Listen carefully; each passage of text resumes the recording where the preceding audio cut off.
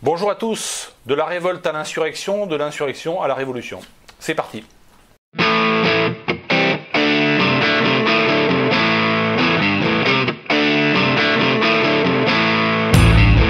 Bonsoir commandant. Bonsoir. Une question. 70% des Français soutiennent les gilets jaunes. Ouais. Et je les comprends d'ailleurs. Et ce que j'ai peur, moi, c'est que ça parte sur une révolution. Pourquoi? Parce que sur un mois, je dis bien, entre Griveaux et puis la ministre Schiappa, ou Schiappa, je vous prie de m'excuser, hein, ils ont augmenté leurs employés de 27%. Vous voulez dire au ministère? Au ministère. D'accord. Ouais. Ce qui est énorme, c'est incroyable. C'est scandaleux, ça. Alors, scandaleux. Ah ouais, ça c'est... Deuxième, ce qui m'a vraiment écœuré, c'est de voir la ministre de la Défense, Florence Parly. Très bien, parce que je suis à la retraite un peu, j'ai plus la notion des noms des quand vous étiez sénateur, vous les connaissiez mieux, mais maintenant... Bon. Et c'est que cette personne-là s'est fait embaucher incognito à la SNCF exact. avec un salaire de 52 000 € net par mois. Sans ne jamais avoir vu de train. Tout à fait, voilà ce qu'on me dit. Si d'accord, je ne sais pas si c'est... D'accord. Ah bah ça aussi, c'est lamentable. Lamentable de lamentable. Donc effectivement, 70% des Français soutiennent la révolte. Après, ce qu'il faut comprendre, c'est que je pense que de plus en plus de Français comprennent qu'il y a deux catégories de Français. Il y a les parasites et les parasités. Et les parasités... commence à réaliser que c'est pas un problème de gauche contre droite ou de public contre privé ou de riche contre pauvre. C'est un problème que nous avons aujourd'hui en France une classe des parasites très riches, donc les sociétés d'autoroutes, les sociétés qui vivent des commandes publiques, les distributeurs d'eau, etc. Des millionnaires de la classe politique, de la classe syndicale également médiatique, et puis également il y a des petits parasites, le petit migrant ou la petite association parasitaire, mais que ces parasites coûtent de plus en plus cher, qu'on a des services publics qu'on paye 2 fois, 3 fois, 4 fois, 10 fois le prix, parce que quand vous allez à la poste et que vous faites la queue pendant une demi-heure et que vous engueulez la pauvre postière, ce qu'il faut savoir qu'à la poste, c'est qu'il y a un gros pourcentage de l'effectif, je n'ai pas le chiffre exact, mais de personnes qui sont alors en délégation syndicale, en CHSCT, en comité d'entreprise, en arrêt maladie, en formation, ceci, en cela. Donc pour une personne qui bosse, il y a peut-être 10 personnes qui ne bossent pas. Et c'est vrai dans toutes les administrations. Et or, nous payons effectivement ces administrations et ces fameux services publics avec les taxes, pas tellement les impôts, parce qu'on dit c'est les impôts, l'impôt sur le revenu. L'impôt sur le revenu en France, c'est 60 milliards. Les taxes en France, c'est 1050 milliards. Donc personne n'accepterait de payer 10 fois trop cher son coiffeur, personne n'accepterait de payer 10 fois trop cher son beefsteak, et on paye l'éducation nationale, on paye la santé, on paye tous nos fameux services publics, on les paye 10 fois trop cher, parce que pour une personne qui bosse, il y a 10 personnes d'ailleurs qui bossent pas et qui sont des parasites. C'est ça le problème, c'est ça le scandale. Et les Français commencent à prendre conscience justement qu'il y a les parasites et les parasités. Et les parasités commencent à dire stop. Et ce qui est très préoccupant pour le gouvernement, c'est quand même quelque chose de très important, c'est que on a 1050 milliards de prélèvements obligatoires par an en France, qui est absolument gigantesque, auquel le gouvernement ajoute 300 milliards d'emprunts qui aujourd'hui est à 0%. Le jour où les emprunts ne sont plus à 0%, il va falloir augmenter encore fortement les taxes pour payer les intérêts sur ces emprunts. Et là, ça va faire encore plus mal. Donc déjà, les Français sont en colère alors qu'on paye 0% d'intérêt quasiment sur les emprunts. Imaginez ce qui va se passer quand les Français vont devoir vraiment payer la vraie note de la gabegie et du racket et de la parasitocratie. Oui, mais, commandant, vous savez très bien que les syndicats et tous les partis d'opposition, ils vont prendre le relais pour sauver leurs avantages fiscaux, leurs pognons et tous leurs avantages. Les syndicats, c'est tous des gars vendus au patronat. Tout à fait. Ils touchent un pognon fou dans les comités d'entreprise, ils magouillent tout ce qu'on peut imaginer, vous le savez mieux que nous. Et on fera rien. Et c'est eux qui vont tenir et museler le peuple, parce que le peuple, naturellement, vous l'avez dit plusieurs fois, c'est des esclaves. Malheureusement, c'est des esclaves qui un jour vont se révolter. Tout à fait. Mais là, effectivement, la classe syndicale et la classe politique, à l'unanimité, aujourd'hui, dit on veut essayer de récupérer le mouvement.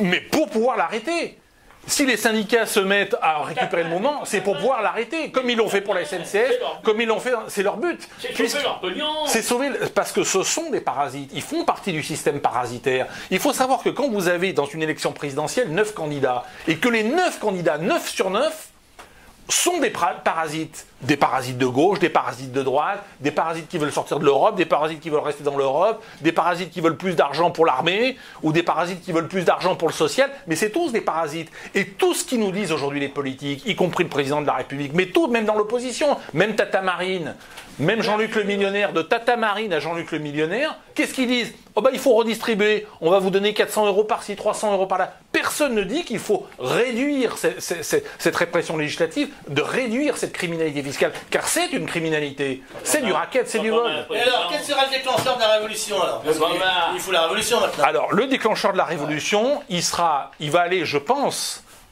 lorsque nous allons augmenter encore la pression fiscale, puisqu'il est prévu que les collectivités locales augmentent encore fortement la pression fiscale dans les années à venir, dans un climat de parfaite irresponsabilité, puisque les collectivités locales vont dire c'est la faute de l'État qui nous donne moins de subventions, et l'État va dire ce sont les collectivités locales qui augmentent la pression fiscale. Tout le monde se renverra la balle. Donc dans cette irresponsabilité, la pression fiscale va augmenter, donc la révolte va augmenter, et puis ce qui peut aussi fortement provoquer la révolution, et encore une fois de passer de la révolte à l'insurrection, et peut-être de l'insurrection à la révolution, c'est lorsqu'on va bloquer les comptes et qu'on va appliquer la loi Sapin 2. Quand on va bloquer les 2000 milliards d'euros d'épargne des Français, parce que la crise financière va arriver, on le sait, elle va arriver d'Italie, elle va venir des banques, elle va venir peut-être d'un certain nombre de pays comme la Turquie, qui sont en très mauvaise position financière, eh bien on va bloquer les comptes des Français. Là, on peut basculer véritablement dans l'insurrection, et ça ne sera pas simplement les gilets jaunes sur les péages et sur les ronds-points. Là, il va vraiment y avoir de la casse, et il y aura peut-être des morts dans la classe politique, des morts, notamment les maires, parce que les maires sont extrêmement visibles au niveau politique. Les maires, de toute façon, ils veulent plus se représenter. Ils veulent plus se représenter. Parce qu'aujourd'hui, ils voient le danger qui est, que représente la colère du peuple. Ah ouais. Ils sont identifiés, c'est comme Macron. Sûr, voilà. Les ministres, on les connaît pas, mais Macron, on le connaît. Et ils se sont rendus compte que le gouvernement les prend en tampon. Bien sûr. Et le problème, c'est que... Ouais. Le problème, c'est qu'il n'y a pas d'alternance politique. Il y a pas la seule alternative politique, elle est révolutionnaire. C'est le changement de paradigme. C'est débarrassons-nous de ces parasites. Ah ouais. C'est pas de remplacer un parasite de gauche par un parasite de droite. Ouais. On s'en fout. C'est pareil, c'est la même chose. Est-ce qu'aujourd'hui, les Français commencent à comprendre? Comment ça va se passer? Ça va très mal se passer. On va leur donner simplement quelques petites subventions, changer votre chaudière. C'est l'hiver, alors bien sûr, c'est l'hiver, ils savent très bien que les gens vont rentrer chez eux. Mais le printemps, ce sera un printemps dangereux. Il peut y avoir beaucoup de cas. On voit la réunion de ce printemps, ça va être terrible. Moi je dis, le printemps, c'est la guerre civile qui arrive. Et puis ça, faut s'y préparer. Je dis aux Français, préparez-vous, commencez à vous préparer pour la guerre civile. C'est sûr, on y va tout droit. Mais eux, ils s'en foutent, ils ont toutes leurs propriétés à l'étranger. Alors, ils ont beaucoup de propriétés à l'étranger. Le problème, c'est que si une révolution se déclenche dans un pays comme la France, il y aura des conséquences dans toute l'Europe. Déjà, on commence à voir des mouvements en Belgique très forts, des mouvements en Italie. En Allemagne. En Allemagne. Absolument. Donc, il n'y aura pas beaucoup d'endroits où s'échapper. Même des pays comme les États-Unis sont quand même des pays, en plus, très militarisés. Beaucoup de citoyens américains ont beaucoup d'armes, contrairement à la France. Donc, le jour où la situation bascule, même dans un pays comme les États-Unis, moi, je ne serais pas rassuré d'être un ministre réfugié à Miami ou réfugié, comme beaucoup le sont, aux États-Unis. Parce que même là-bas, ils peuvent être abattus, même sur place. Ils peuvent être abattus là-bas. Donc, ça c'est évident. Il faudrait que l'armée prenne le pouvoir maintenant, mais une armée réactive, pas une armée de croque-relance, de lâches et complètement amorphe comme il y a maintenant. Parce qu'on peut dire une chose dans l'armée, mais où est l'armée? Où sont les soldats de l'an 2, soldats de Valmy, soldats de l'an 2, soldats de la Grande Armée, poilus de 14-18, Français de la France libre, où êtes-vous, bande de lâches? Pas ceux qui ont vécu ça, mais ceux de maintenant, ils font quoi? Rien du tout, ils ont leur petite paye, ils font rien. On fout leurs généraux par terre, on les chasse. On a un truc scandaleux, il y a quelques années, il y avait 3 porte-avions, maintenant on en a un qui est d'ailleurs toujours en panne. On se demande, on n'a rien du tout, on a raté les contrats, je vous en parle même pas parce que vous êtes au courant. Mais bon, bref, on se terre là-dessus parce qu'on va être accusé de je ne sais quoi. Et l'armée fait quoi? Rien. Elle fait sortir, si on va faire du carrousel de la place de la Concorde, on va faire manœuvrer des automitrailleuses. Le 14 juillet. Le 14 juillet. Stupide. Alors qu'est-ce que vous pensez faire, mon commandant? Quand c'est que vous réagissez? Parce que cette armée de armée de cancrelants, ça suffit. Alors c'est vrai que quand même, enfin bref. l'armée, vous avez raison, le problème de l'armée, notamment en matière d'état-major, l'état-major ne bougera pas. L'état-major, aujourd'hui, il faut comprendre, contrairement à ce qui s'est passé pendant les guerres, où un homme comme Pétain, et Dieu sait si on a fait sur une vidéo sur Pétain, il était colonel de réserve lorsque la guerre a éclaté, et puis il est monté en grade au front. Aujourd'hui, les généraux et les amiraux qui dirigent l'armée française, ils ne sont pas montés en grade sur le front. Ce sont des hommes politiques, en réalité, et qui sont montés en grade en faisant de la politique et parce qu'ils étaient bien introduits dans telle ou telle loge, parce qu'on le sait, hein, au niveau de l'armée et de l'état-major, ça fonctionne beaucoup comme ça. Je parle essentiellement de loges maçonniques, il y a aussi des loges non maçonniques, et puis il y a des francs-maçons qui sont très bien, cela dit, mais ça fonctionne beaucoup comme ça. Donc l'état-major de l'armée ne fera pas grand-chose, l'armée est globalement, encore une fois, avec le peuple, l'armée et la police soutiennent très très majoritairement, peut-être à 90 ou à 95%, mais en même temps elle fait son boulot, dans une certaine mesure. Cela dit, lorsque le pouvoir lui demandera de véritablement réprimer le peuple, peut-être même de tirer sur la foule, elle ne le fera pas. Elle ne le fera pas parce qu'elle ne peut pas respecter un homme comme Macron qui est complètement décrédibilisé et une classe politique qui est complètement pourrie et qui est complètement parasitaire. Et je pense que la réflexion que font les Français aujourd'hui en disant il y a les parasites contre les parasités, ben, les militaires, les gendarmes, les policiers font également ce calcul. Eux, ils font partie de la fonction publique utile. Car encore une fois, il y a beaucoup de fonctionnaires extrêmement mérités dans ce pays, mais pour un fonctionnaire méritant, il y en a combien qui tirent au flanc? À l'armée, il y en a un peu moins, parce que c'est des contrats. Vous donniez le consul Aubenas plutôt que le commandant Aubenas. Alors le consul Aubenas, c'est prévu. C'est prévu. Tôt ou tard, et de toute façon, il faudra bien prendre ses responsabilités. Ce qui est scandaleux dans un pays comme la France, c'est qu'il n'y ait pas suffisamment d'hommes comme moi. On devrait être 10, on devrait être 20 à dire le consul, d'appeler au consulat ou d'appeler à gouverner la France. Mais il faudra que ce pays soit gouverné à un moment donné, et gouverné dans le sens des intérêts du peuple, donc de réduire la parasitocratie et de restituer aux Français leur pouvoir d'achat. Réduire des impôts, c'est laisser l'argent que les Français ont gagné dans leur poche. Donc ce n'est que justice. Ce n'est que justice. Êtes-vous prêt? Quoi, justement. Je suis prêt, oui et non. Et de toute façon, il faut être prêt. Il faut être prêt parce que quand une catastrophe arrive, vous savez, quand votre maison brûle, eh bien, vous sortez l'extincteur et puis vous éteignez l'incendie. Quand votre femme et vos enfants sont en péril, vous vous jetez à l'eau pour les sauver. Donc il va bien falloir. Les gens qui ont été dans les piquets des gilets jaunes, ils étaient prêts. On le voit honnêtement. Absolument. Donc il faut être à la hauteur. C'est un peuple qui est prêt. Ouais, bien sûr. Et malheureusement, c'est le peuple malheureux qui est prêt pour l'instant. Hein. Pour l'instant, c'est le peuple malheureux. Et la révolution, c'est le peuple malheureux, mais c'est aussi une certaine élite intellectuelle, et nous faisons partie dans cette loge et puis dans beaucoup d'autres, et ce n'est qu'une petite partie émergée de l'iceberg. Nous faisons partie de cette élite qui va à la rencontre et même qui a anticipé, puisque ça fait quand même quelques mois et quelques années que nous tenons ces propos et que nous préparons cette révolution. Ça fait un moment qu'on se prépare pour ça. Donc c'est évident qu'il y aura à un moment donné une rencontre entre le peuple, vous avez raison, monsieur le ministre, qui souffre, et naturellement une certaine élite qui va à leur rencontre. Alors Macron, d'après vous, n'a aucune chance d'échapper à la potence, que ce soit une potence politique, une potence morale ou extrêmement style 1789, une potence carrément physique.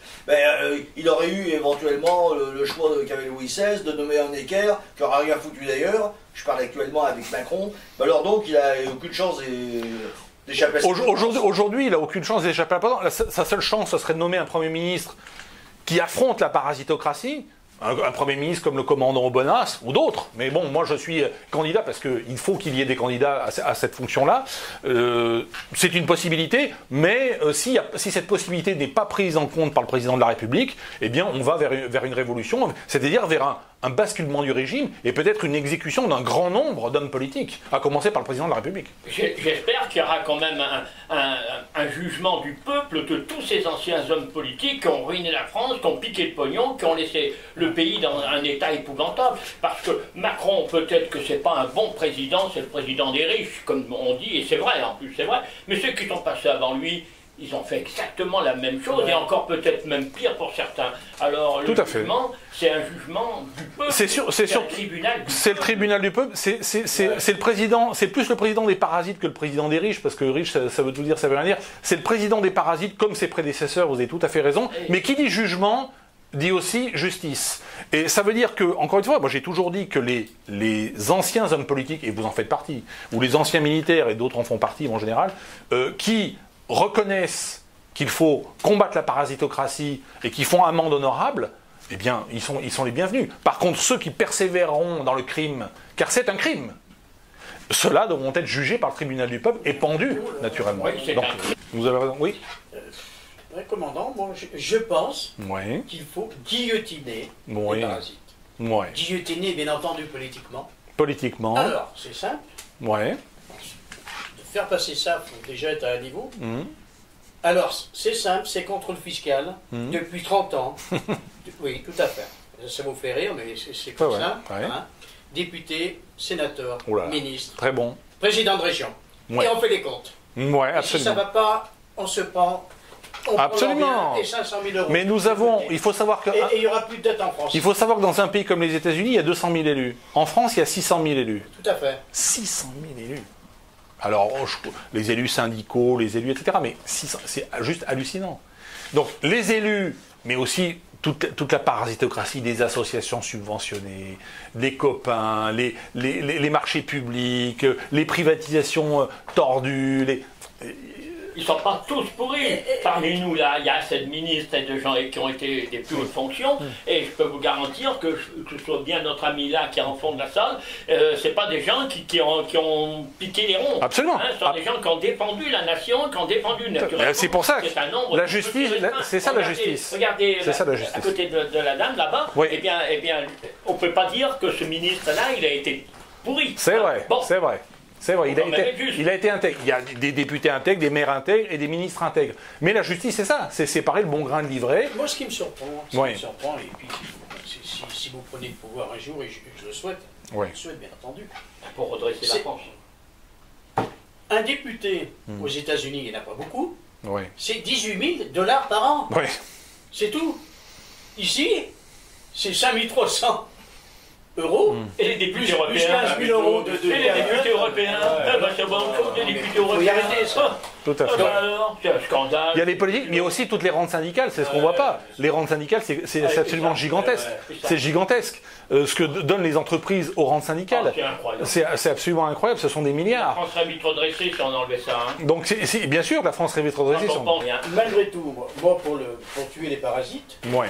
je dis bien politiquement, Ouais. mais il y a un mais, c'est Ouais. qu'aujourd'hui, ça va être physiquement. Ouais. Parce que Gilles, quand je vois comment ça s'appelle, le mouvement des Gilets jaunes, La violence qu'il peut y qui avoir. commence à avoir de la Ouais. violence sur des députés Ouais. qui avaient des grandes gueules, entre Ouais, parenthèses. ouais, ouais, hein. ouais. Aujourd'hui, je ne voudrais pas être élu. hein. Je serais inquiet également si j'étais, je serais également inquiet si j'étais journaliste. Ouais. Parce qu'il y a quand même du journaliste, quand Bon, même. avec BFM, ce qui s'est passé avec BFM. Ouais, scandaleux, la BFM, scandaleux, Ouais. scandaleux. L'émission truquée, les informations truquées. Je dis toujours président parce que Oui, non, mais n'anticipons pas les choses. j'ai regardé une vidéo aujourd'hui. Oui, J'étais traumatisé, scandalisé. ouais. Dans la Bresse, Mhm. un jeune cultivateur, enfin Éleveur. merci, qui fait les poulets de Bresse. Oui, J'ai vu. Très bien. Qui a livré l'Elysée. Livré à l'Élysée Ah, ouais. pour le déjeuner de Trump, Mhm. enfin toute la clique, je veux dire Poutine, Ouais.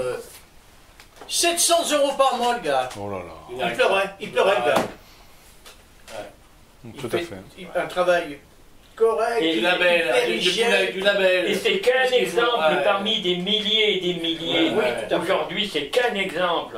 C'est ce que disait le commandant tout à l'heure, il y a la France qui travaille et qui nourrit tout le reste. Et qui nourrit tout le reste. Les parasites et les La France qui parasités. suicide, parce que tous les suicides, C'est entre voilà. les jeunes qui se suicident et les On agriculteurs. emmerde les gens Voilà. sur la route pour Et les mettre policiers. sur la route. Il y a Ouais. plus de morts par suicide Ouais. parce que le nombre d'agriculteurs et beaucoup de jeunes. Et beaucoup Ouais. de jeunes qui Mais mon commandant, comment voulez-vous les faire réagir, ces gens-là, qui devraient être les premiers à monter au créneau, enfin les premiers, oui, ils devraient être quand même l'avant-garde, et ils font rien du tout, ils font, enfin, mais ils sont bêtes, ils sont abrutis, ils sont aujourd'hui, quelle solution vous leur diriez quelqu'un qui a 700 euros, qui a 400 euros, voire moins, aujourd'hui, il s'accroche à ça. oui. Souvent, ils s'accrochent à ça parce que c'est tout ce qu'ils ont. Le jour où ils auront vraiment plus rien, où ça sera vraiment... Là, ça sera une violence, c'est tout ou rien. Aujourd'hui, ces gens encore baissent la tête, mais le jour où ils vont dresser la tête, ça va être terrible.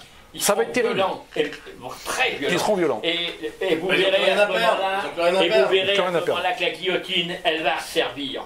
La guillotine, elle va servir. Alors, c'est marrant parce que j'ai écouté le ministre de l'Intérieur pour avoir une... Castaner, qu'est-ce qu'il a dit? Oui, Castaner, il a dit que... Des bêtises. Un mensonge. Il a dit pour qu'une république, enfin, fonctionne correctement, Oui.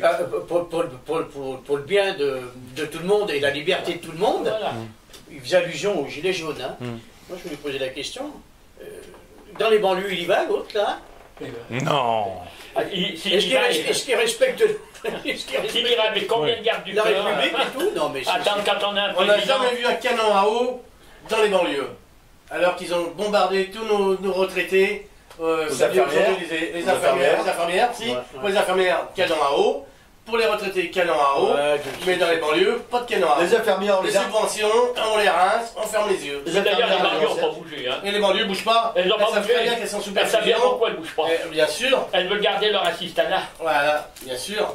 Bien sûr qu'elles ont compris, hein, les banlieues. Ouais.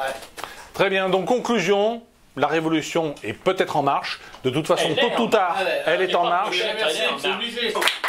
Sur ces bonnes paroles, merci à tous et à bientôt.